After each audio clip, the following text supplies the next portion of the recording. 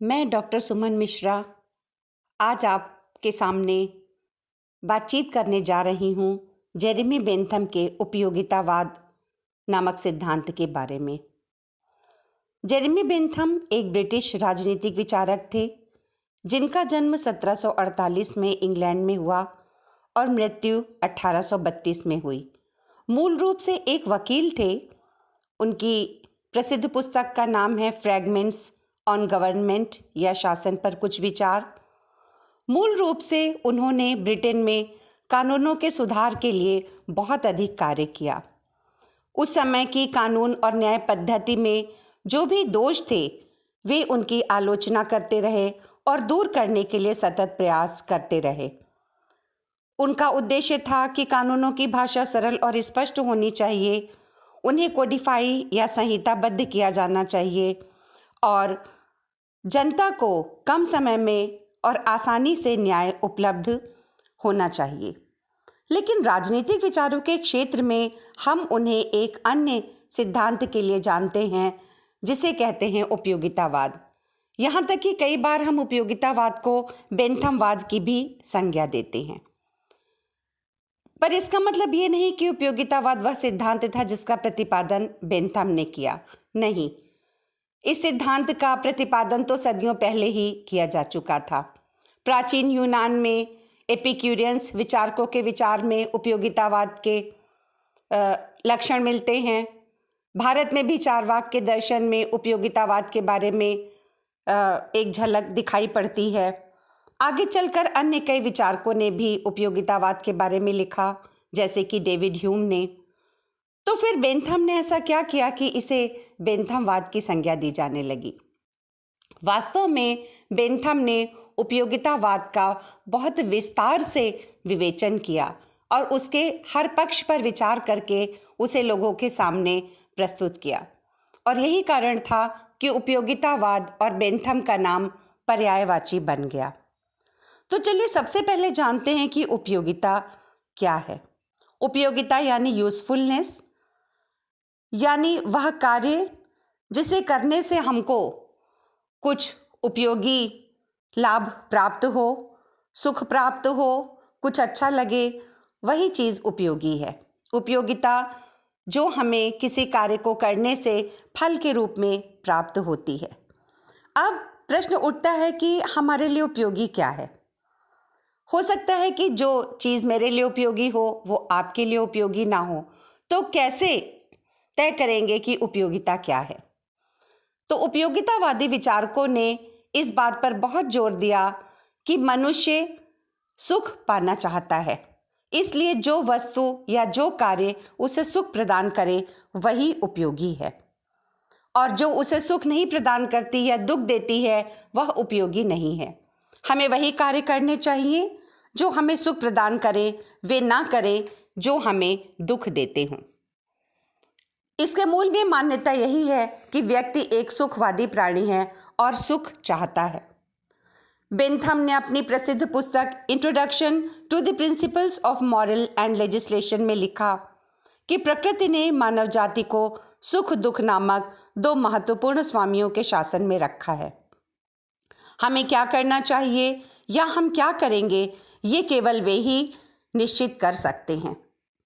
तो इस तरह से बेंथम ने भी सुख और दुख को पाने पर, सुख को पाने और दुख से बचने पर जोर दिया और ये तय किया कि ये दो धारणाएं हैं जो हमारे जीवन में प्रमुख है। हमारे सभी कार्यों का उद्देश्य सुख पाना होता है। अब आगे चलकर बेंथम ने उपयोगितावाद का और भी अधिक विकास किया। उन्होंने सुख और दुख के बारे में बहुत विस्तार से लिखा। कैसे पता चलेगा कि सुख क्या है, क्या करने से सुख मिलता है, क्या करें कि हमें दुख ना मिले? तो इसके लिए जरूरी था सुख दुख के लक्षण या विशेषताओं पर विचार करना, जो बेंथम ने सफलतापूर्वक किया।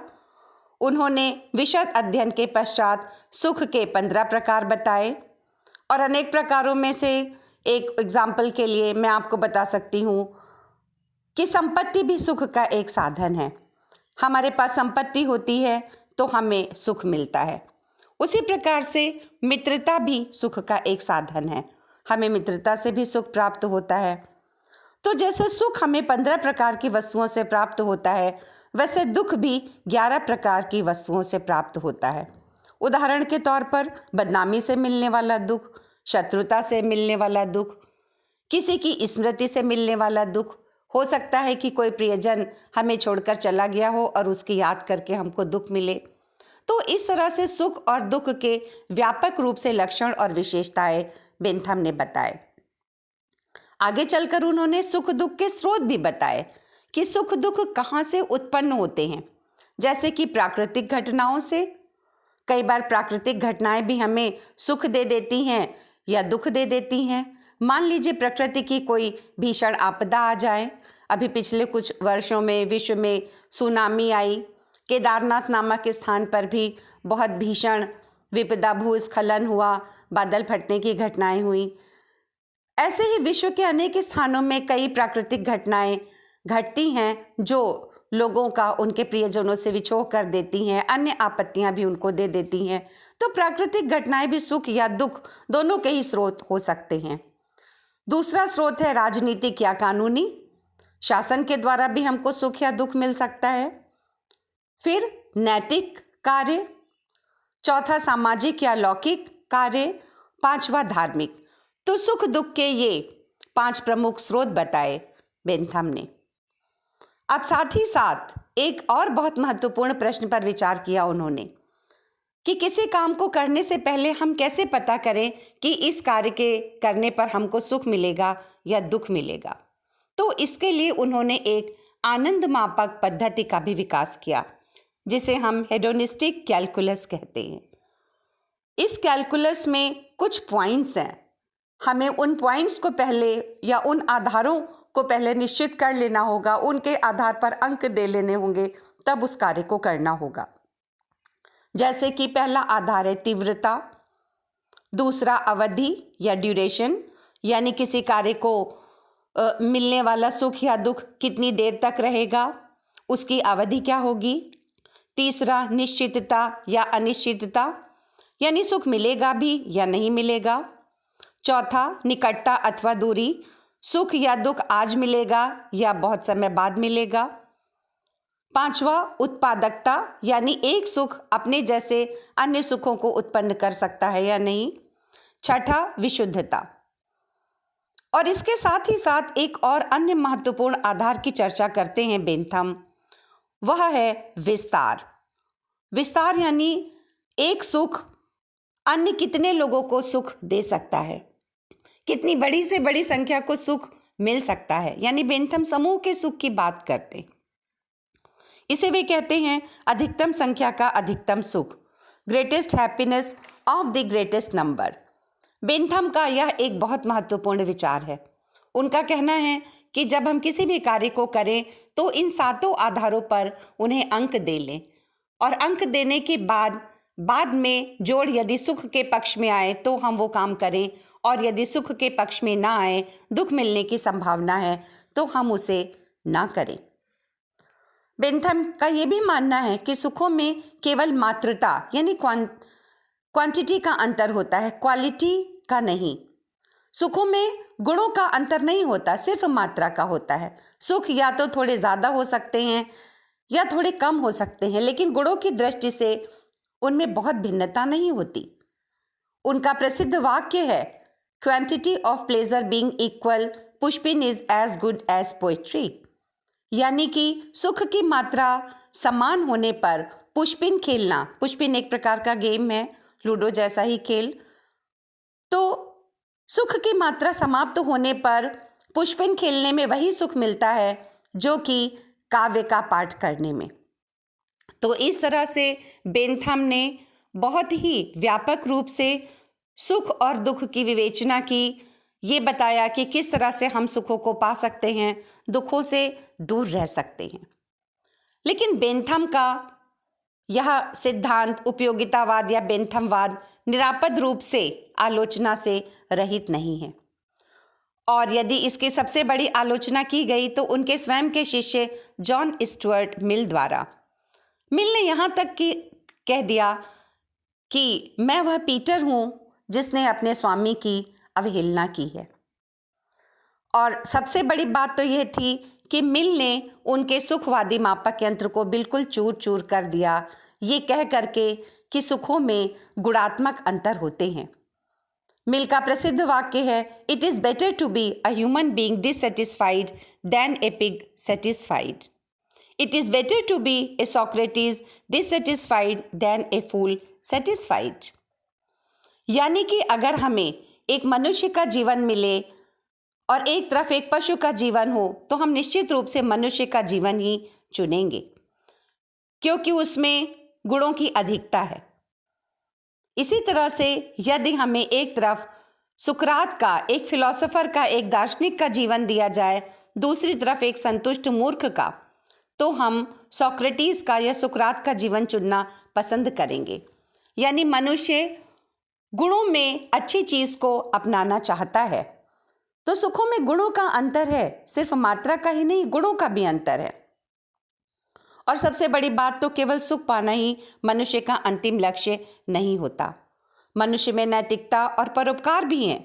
कई बार हम कुछ ऐसे काम भी करते हैं जिनको करने से हमें सुख नहीं मिलता, वास्तव में दुख ही मिलता है, लेकिन फिर भी हम उस कार्य को करते हैं। जैसे कि अपनी जान पर खेल करके भी दूसरे की जान बचा लेना, चाहे वो पानी में डूब रहा हो या आग में जलते हुए लोगों को बचा लाने की घटनाएं। अक्सर हम इस तरह की घटनाओं से रूबरू होते हैं, जिसमें एक मनुष्य अपनी जान को भी जोखिम में डाल देता है। तो कहीं ना कहीं ये स्पष्ट होता है कि मनुष्य की अंतरात्मा भी सुख और दुख का एक महत्वपूर्ण स्रोत है। हमारे अंदर अंतरात्मा है, कॉन्शियंस है, जो सुख और दुख को महसूस करती है। कई बार बहुत छोटे काम करने पर भी हमारी अंतरात्मा खुश हो जाती है। कई बार एक बूढ़े व्यक्ति को सड़क पार करा देने में जो आनंद मिल जाता है, वो बड़े से बड़े काम को करने में, बड़ी से बड़ी संपत्ति का लाभ होने में भी नहीं मिल पाता। तो व्यक्ति के अंदर एक अंतरात्मा है। हमेशा हम सुख को ही पाना नहीं चाहते, हमारे जीवन के कुछ नैतिक लक्ष्य भी होते हैं। तो इस तरह से मिल ने अनेक आलोचनाएं करके बेंथमवाद को ध्वस्त करने का कार्य किया, लेकिन इससे ही बेंथम के उपयोगितावाद का महत्व समाप्त नहीं हो जाता। हमें ये देखना है कि उपयोगितावाद को किस उद्देश्य से बेंथम ने स्वीकार किया और वे उन्हें जीवन के किन क्षेत्रों में लागू करना चाहते थे। उनकी ये बात तो सच है कि जीवन का एक महत्वपूर्ण उद्देश्य सुख पाना होता है। हो सकता है कि ये अंतिम लक्ष्य ना हो मनुष्य का, लेकिन फिर भी हम सुख तो पाना ही चाहते हैं। बेंथम के अनुसार उपयोगितावाद एक सार्वभौम सिद्धांत है और इसलिए मनुष्य के आचरण की सभी व्याख्याएं उपयोगिता के आधार पर की जा सकती हैं। लेकिन हमको ये भूलना नहीं होगा कि बेंथम एक विधि शास्त्री थे, एक ज्यूरिस्ट थे। इसलिए इस सिद्धांत को वे कानून निर्माण के क्षेत्र में लागू करना चाहते थे। उनका कहना था कि एक शासक को या कानून निर्माता को कानून निर्माण के क्षेत्र में इसका प्रयोग करना चाहिए। जब भी कानून बनाए जाएं, उनका लक्ष्य होना चाहिए अधिकतम संख्या का अधिकतम सुख।